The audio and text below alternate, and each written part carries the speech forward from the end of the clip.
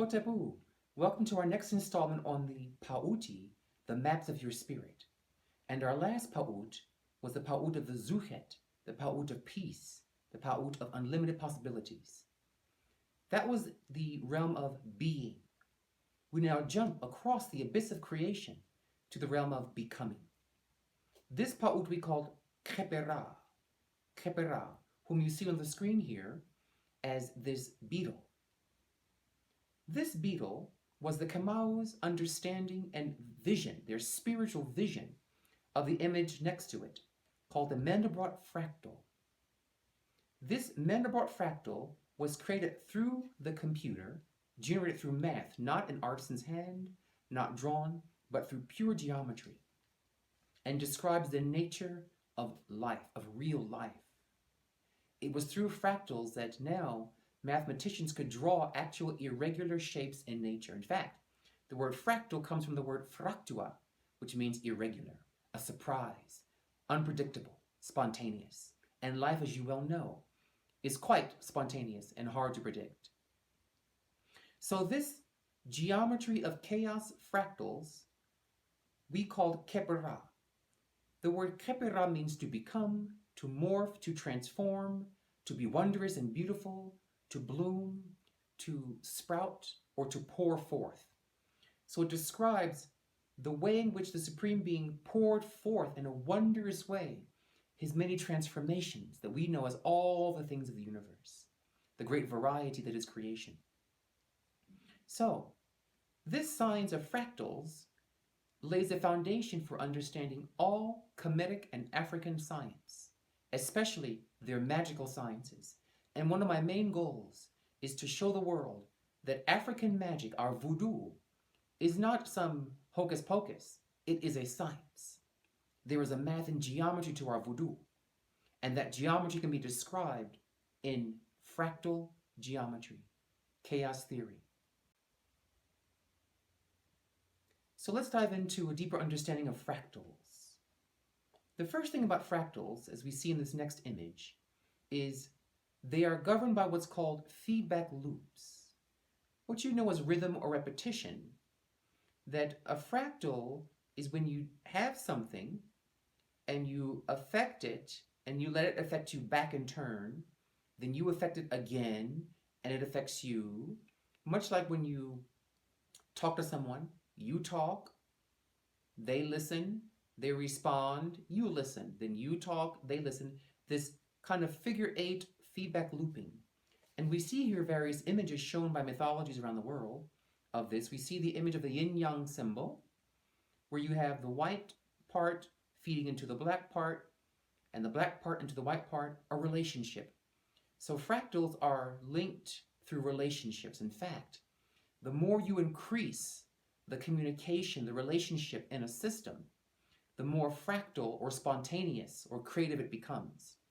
Recall the word Khepera means the creator, and he is fractal. So he likes relationships in the universe. He likes things to really interconnect and interrelate. We know this as the web of connection. The bottom image on this screen here shows the Kemetic version of interconnections by our beautiful Lord Hapi, the Lord of the Nile and the Lord of all gay men. The keeper of the number 0 is our Lord Hapi. Note first of all, he's doubled, as discussed in the Zuhet video, telling you things are going to relate to each other in similar ways. And you notice what he's holding in his hand is a kind of winding of a papyrus and lotus stalk. Here it's showing the feedback loop between all things, all dualities in the universe. They must talk to each other. So, our next image will show us a bit more about fractals. So, in this image we see the earth in a web. Now, this is a very fractal image. It shows feedback loops. We're all connected, we're all interrelated, and that everything in the universe speaks to everything else. This concept was known by the Dogon, who are actually ancient black Egyptians that move westbound in Africa. They called the Bayuali and Yenu energies, the dialogue of energies. Everything in the universe speaks to us, And we speak to everything in the universe through these tendrils of communication, almost like a very ancient internet. The whole universe is an internet. And the internet is a very fractal kind of technology. So these feedback loops are due to what's called quantum entanglement, meaning everything is entangled like spaghetti on itself. Every single strand of spaghetti somehow connects or talks to the other strands. And this quantum entanglement allows very mysterious forces to come to bear. For example, as we'll learn later on, telepathy. Since we're all linked through these tendrils of communication, since we all have these bonds, this spaghettification, we can project thoughts through these tendrils from one mind to the other. The possibilities are astounding, and Africa was preeminent in expressing these possibilities from the Zuhet. So now we move to our next image. So in this slide, we see Einstein, and he was a key player for us in decoding the understanding of African voodoo. Now, I know for a fact Einstein did read many books on African spirituality and philosophies. So it's not surprising to me that his theories actually decode African powers and technologies. Now, Einstein had a phrase that he coined called spooky action at a distance. Now, this is actually his own phrase. Now, this phrase means that he discovered that if you have, let's say, a particle, and let's say you move one of its electrons from this side of the universe, as you see in the image below, let's say to the opposite side of the universe, that if you do something to particle A, the same exact thing will happen to particle B on the other side of the universe. That somehow the particles are still entangled. The particles are still somehow connected. And so, doing one thing way over here, regardless of distance, will have a similar effect over there. Now, you might start beginning to hear these sounds of voodoo. That if you do one ritual way over here on somebody way over there, it can still reach them. This spooky action at a distance is not belief. You don't have to believe in it. You don't have to believe in voodoo's powers. It still works. And there's a great fallacy that voodoo only works if you believe in it. I'm going to debunk that fallacy by proving that our magical sciences do have a technology, but it is based upon complex technology, not complicated technology. So we thank you, Einstein, for helping us to fall more in love with our ancestral African voodoo. So now we move to our next image, which shows that fractals are full of patterns. In fact, a good way to think of fractals is called patternology. Now, our particular word for patternology was called Ma'ati in Egyptian. Ma'ati, the deity of order in the universe. Some call it the Tao in the Chinese system, or Dharma in the Dravidian system of India. But we call it Ma'ati, which means the mathematical equations that generate patterns. But you are a pattern. You live inside of patterns. You have your ways. You have patterns from your family, patterns from your country, patterns from the town you're in, ways in which you get up in the morning, the ways you eat, the way you talk, pattern after pattern after pattern. And fractals love patterns. In fact, they're one of their main defining features. These patterns look like habits. How you repeat the same old ways, same old things, the same old people you date, the same old kind of clothes you wear. That's how you are a living pattern, a living fractal. That you and all beings have habits. The sun has habits. It rises every morning in the east, sets in the west. Birds have habits. They fly south every winter. Bears hibernate every year. Flowers bloom certain times of the year. Everything in life is fractal, filled with fractal patterns with their habits. Now in the next image, it shows how patterns work through what's called iteration, as I mentioned earlier, or repeating. Iteration means like an echo. It means a copy of something. Not exactly the same, but very, very similar. So we see here the word echo. Your patterns repeat over weeks, months, years, like an echo that lasts weeks, months, and years. So this repeating of patterns is like a rhythm. And we see below a very patterned outline of music, a rhythmic pattern of music repeating itself.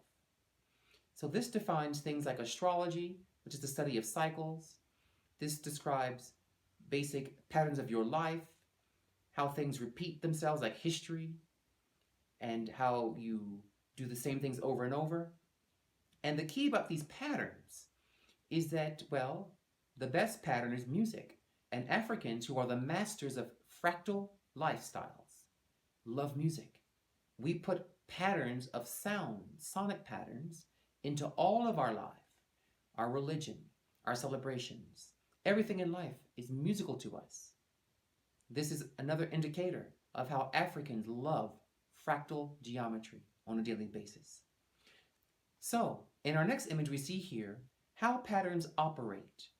So you're seeing here, at the top of this image, a very colorful series of concentric circles. Now, there's a phrase called scale invariant. And patterns can refer to things like omens or signs, not a specific thing linking to something else causally, but basically a sign or signature or pattern of something. For example, a flock of birds flying in the sky can give you a sense of a pattern of something if you see a shape in those birds' flights. That shape may say, that pattern reminds me of something. And you learn that that pattern over there in the sky somehow links meaningfully, not causally, not in a complicated manner, but in a meaningful or symbolic manner to a pattern in your life. Some say if you break a mirror, you get 7 years bad luck. They found a pattern between the breaking of a mirror and a meaningful connection, a meaningful entanglement with bad luck. So this explains superstition, omens, signs from a mathematical point of view, because it's true in fractals. We discussed in the Zuhet video, a large pattern, like the shape of galaxies, might resemble human cities.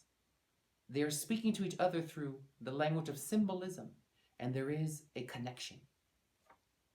So you'll see in the outside circle, the largest circle is bigger, and you go into a little smaller, and a little smaller, and smaller still, until we get to a smaller center.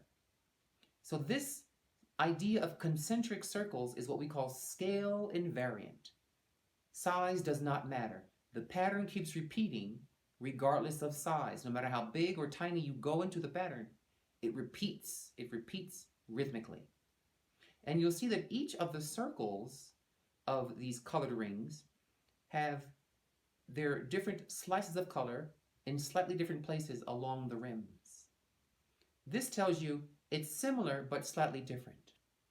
History repeats itself with a twist. History repeats itself similarly but with a little bit difference, a bit of uniqueness.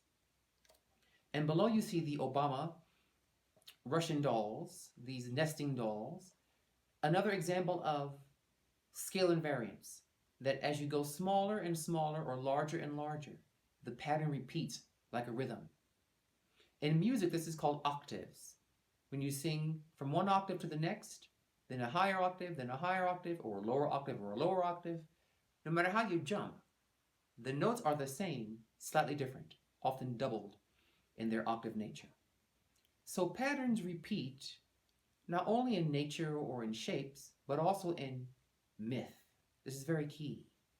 A myth is basically the pattern of a large group of people, a whole culture. It's like a collective dream. And so its scale is huge. It covers the entire nation of people from whence it came. So these myths or archetypes repeat on national levels, they repeat on town levels, they repeat in our individual lives, on personal levels. So we're seeing it repeating like a rhythm, like a Russian doll, on different scales. And these stories, these myths, repeat like they did before in the beginning of their mythology. Because all myths start with, once upon a time, there was a god so-and-so. and this God did this and such in the beginning of time. And regardless of distance of time, the pattern still repeats. And it's repeating like it did the first time in the beginning. So we can say here that like attracts like. The big myth attracts the little myth within you. And the little myth within you looks like the big myth from whence it came from the culture. Here we have a picture on top of a bird called the Bennu bird, the phoenix bird. So there's a myth about this bird, that this bird died every so many years, died in its own flames, and was reborn from its own flames.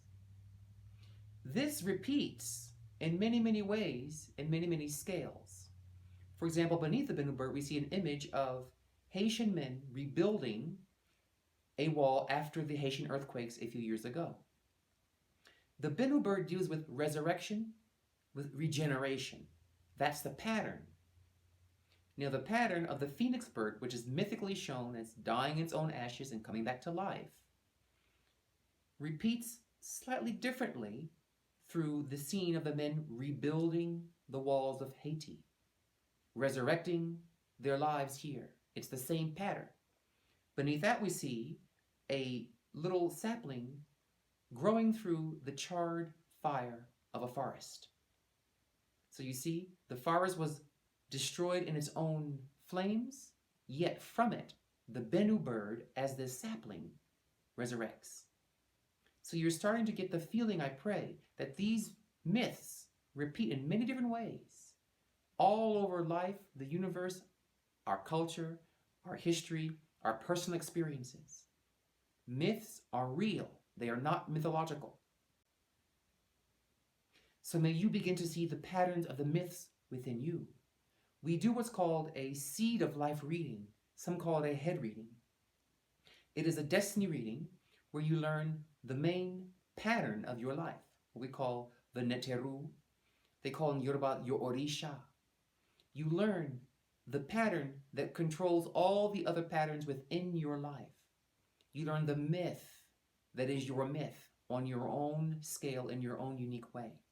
And you will find the Africans are brilliant at revealing the pattern of a thing. Whenever we throw a reading on a job or something in politics or an event happening in nature, a storm, we're looking for the master pattern that controls that event. We then find the myths that surround that pattern, and we can predict what's going to happen from the myth repeating itself. And then not only that, we add what's called African magic, African voodoo offerings.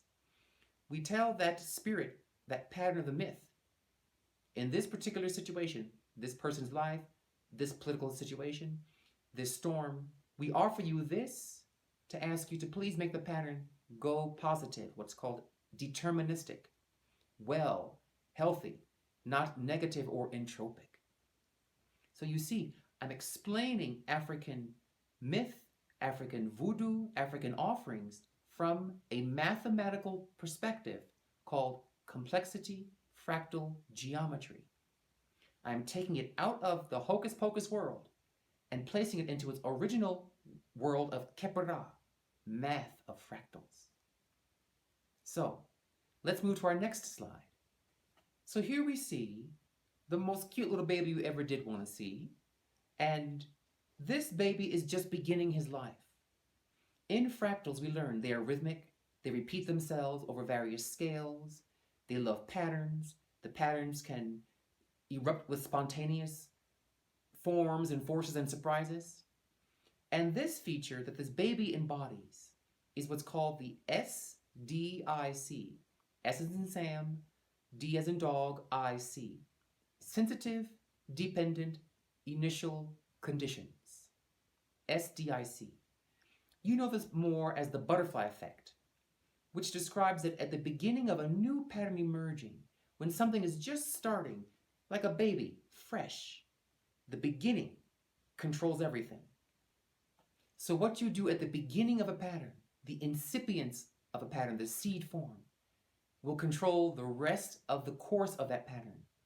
The butterfly effect says if a butterfly flaps its wings in Africa, it can cause a hurricane in Texas. The smallest of things, as was told by Galadriel in The Hobbit can have the greatest of effects.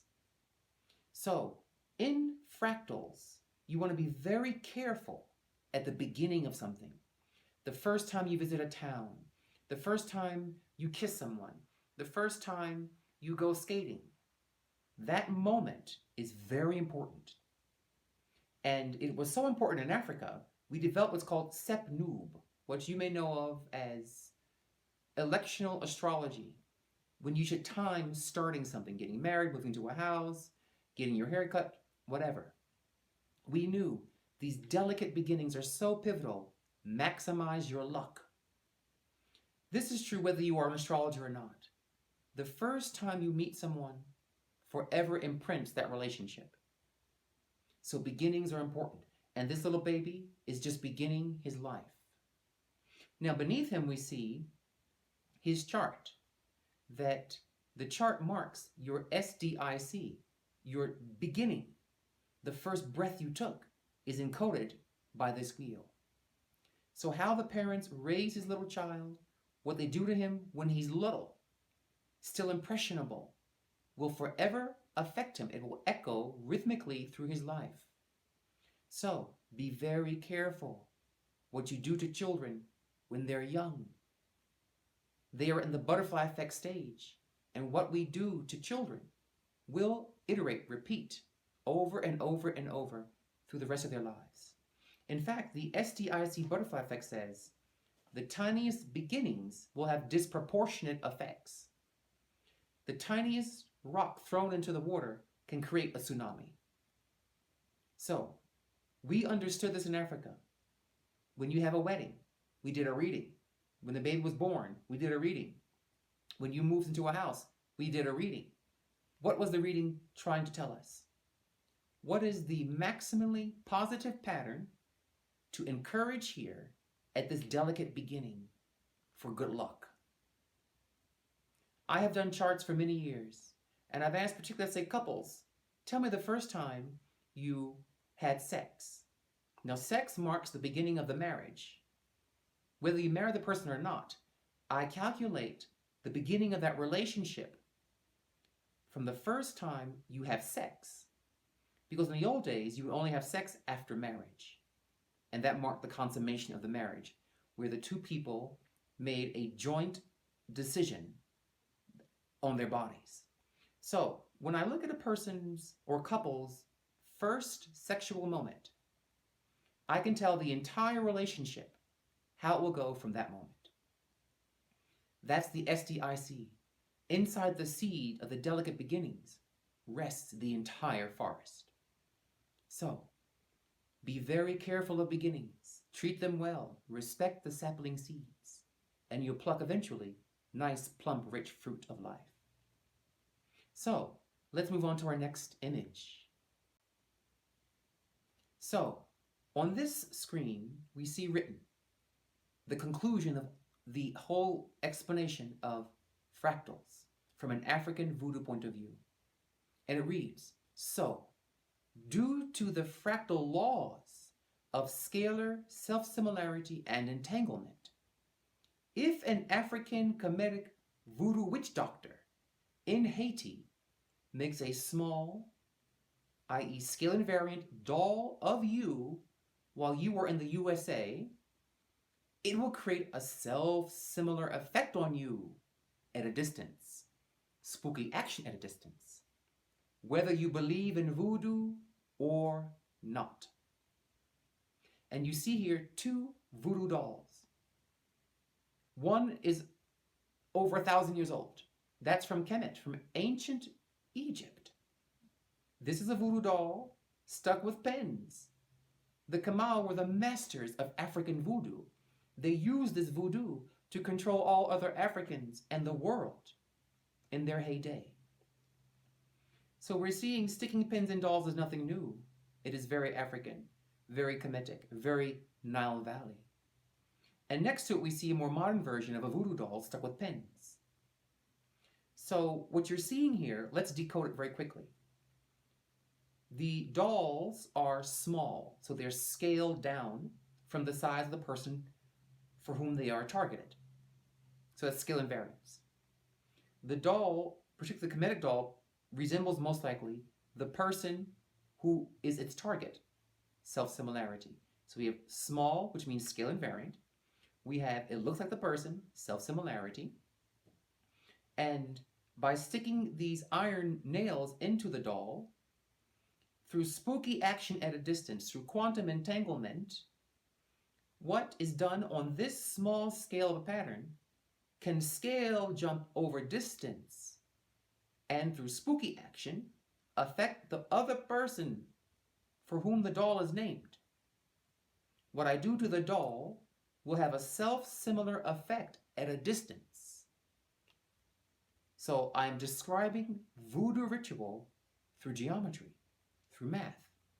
What I do on a small scale here can affect something bigger at a distance through spooky action. Thank you, Einstein.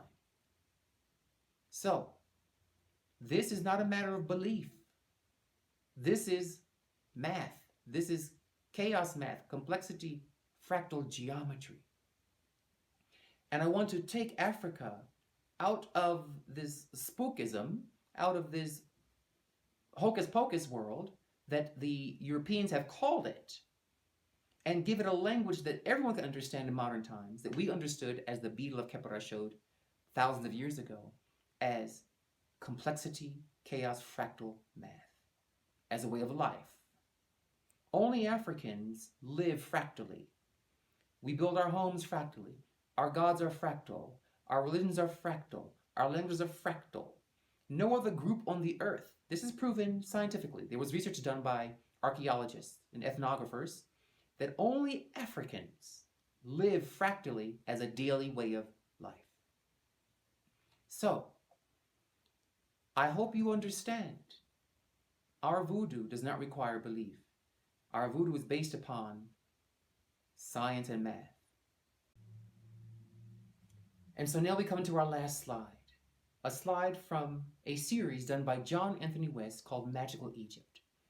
It was an excellent series. It's a fantastic expose on Kemetic spirituality and sciences. But I would like to amend it, if I may, the title from Magical Egypt to Black African Voodoo in Kemet. If we look at it this way, from the chaos view of magic, Magical Egypt really is voodoo. Voodoo is the legacy of Egypt. African voodoo is the child of Kemet. It is so old. So we should be proud of voodoo. Be proud of our magic in Africa, our rituals and our celebrations and our sacrifices to our gods. This comes from the greatest of the African empires, Kemet. And is nothing new. It's as old as creation. Kepra, the beetle of creation. So, be proud of being voodoo. Be proud of magical living. Be proud of magical voodoo Egypt. Dwawend Hotepu.